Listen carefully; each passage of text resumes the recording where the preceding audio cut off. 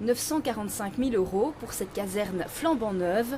À l'intérieur, 300 mètres carrés de garage et un vaste espace pour le personnel. Plusieurs zones de repos ont été aménagées. L'effectif de base est de 9 personnes, 9 pompiers ambulanciers prêts à intervenir dans une zone qu'il était difficile d'atteindre rapidement. En circulation fluide, les ordinateurs nous donnent des gains de 3 à 4 minutes.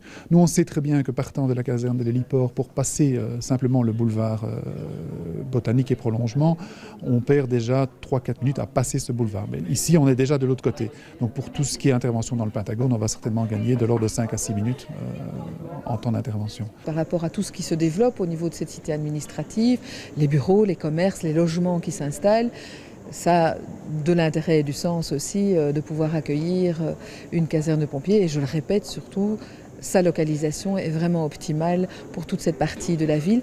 C'est la 8e caserne en région bruxelloise. Elle couvre les territoires du Pentagone, de Saint-Josse, la partie est de Schaerbeek et le quartier européen. Elle dispose aussi de nouveaux équipements, dont une auto-échelle à 4 roues directrices. C'est une échelle avec un double axe. Ça veut dire si on tourne au volant, les deux axes bougent et ça veut dire que le rayon de braquage est beaucoup plus petit. Et ça, pour dans le centre de Bruxelles, avec les petites rues et tout ça, c'est un sérieux avantage. C'est pour ça que la première échelle vient ici, dans notre nouvelle caserne, dans le centre de Bruxelles. 2 nouvelles casernes devraient voir le jour dans les années à venir. Des recherches sont en cours pour acquérir un terrain à Forêt. 85 000 interventions des pompiers ambulanciers ont lieu chaque année en région bruxelloise, dont la grande majorité sont des interventions médicales.